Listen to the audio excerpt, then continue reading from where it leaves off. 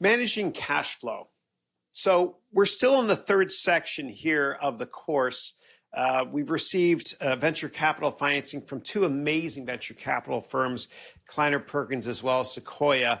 And now we're just going to talk about managing cash flow and forecasting. And first of all, we have to talk about how companies in general make budgets. How do they do it? How do they forecast for the next year or quarter? Well, it's actually not that hard to do, and it's a lot of fun. I actually enjoy the process. It's all based on one simple rule, and what I'm about to tell you is the most important thing I can tell you from a quantitative perspective in this whole course, and that's this. Forecasting is always based on a percent of sales.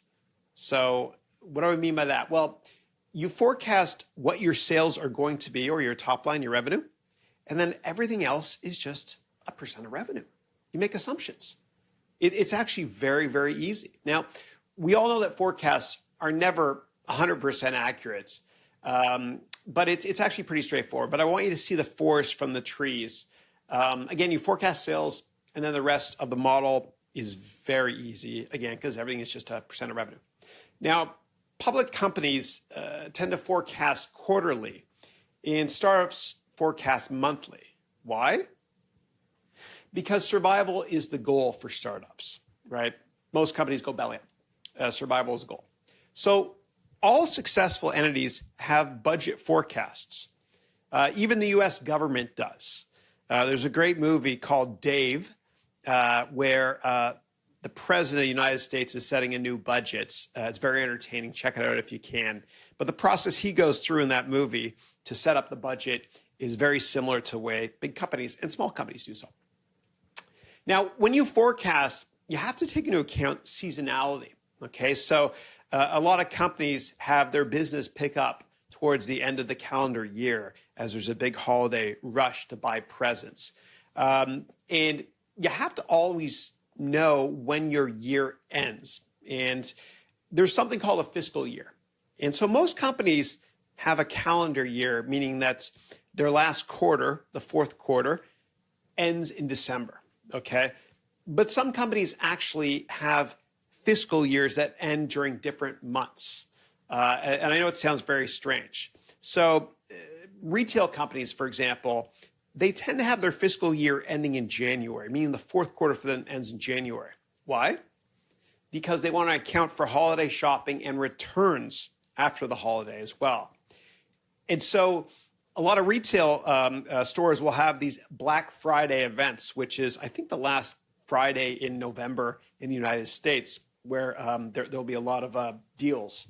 And it's right after American Thanksgiving, and people line up around the block all night long, and they get to buy stuff from stores very cheap for a very low price. And this is called Black Friday because most retail companies in the United States are in the red for the whole year, meaning they're losing money, until Black Friday, when they break even, they're in the black, okay? And so retail companies have their fiscal years ending usually in January.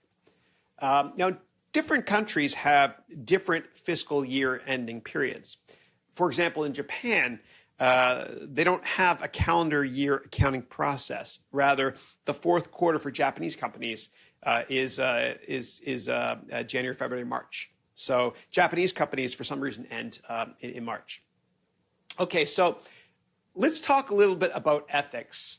You might one day work with people that that lie about financials. It actually happens a lot. It's awful. But I always want you to please be very conservative and honest with forecasts. It's really easy to make a clerical mistake or to overlook unethical people that you might be working with. And one little unethical mistake when it comes to forecasting can lead to jail time. I know it sounds unfair, but there are companies out there that have quarterly numbers, and they have to make those quarterly targets or Wall Street punishes their stock. And some companies will actually pull revenue in from the next quarter into the current quarter, meaning each quarter, instead of having 90 days, has 95 or 96 days, which obviously it doesn't. And they break the law. And a lot of these people go to jail. So just be really careful when you're forecasting and when you're working with others that forecast as well. So how long can we measure, or how can we measure how long it takes for assets and liabilities to actually turn into cash? Well, that's something called the cash conversion period ratio, right? So I'll give you an example, okay? And remember I said before to understand finance, don't memorize it. So here's an example. If we have $5,000 of inventory, right, our banana watches, we have $5,000 worth, and the average daily cost of goods sold for our banana watches is $100, then that means we have 50 days worth of cost of goods sold in inventory. Okay, so another way to think about this is if we put another $1 into inventory, it won't be converted into cash or cost of goods sold for another 50 days. Okay, so inventory issues can absolutely destroy a company. And so for our banana watch company, remember we had the recall last class, that might put us out of business. So producing too much stuff in inventory is a big mistake. And the Japanese kind of perfected this process back in the 80s called a just-in-time, or JIT, where they only produce stuff the second you need it. In fact, the books that I sell on Amazon, this is an amazing process. Check this out. I sell several books on Amazon.com. And if you order the book today, it hasn't been printed yet. It gets printed, and then you receive it 1.5 to 2 days later. That's just-in-time inventory management, and it is brilliant, as is Amazon. Okay, another ratio is the inventory to sale conversion period. And that's basically average inventories divided by cost of goods sold divided by 365. And that's to kind of measure on a yearly basis. If you want to measure on a quarterly basis, of course, you'd use 90 days instead of 365. Understand this, don't memorize it. And if it's not useful to you, then just forget about it. Okay, so if we sell our product on credit, right, meaning we don't get cash, somebody pays with a credit card, can we track how long it takes for us to collect the cash? We sure can. It's called the sale to cash conversion period. And you basically take average receivables divided by sales divided by 365. Okay, great.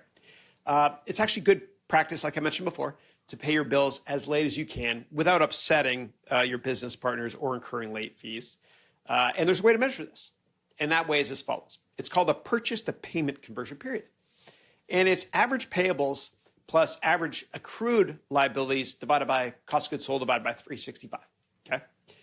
All right. So short-term forecasting is primarily about cash flow estimates, and many assumptions are made, and many assumptions are based on sales, right? So forecast sales first, and then everything else is just a % of sales going forward.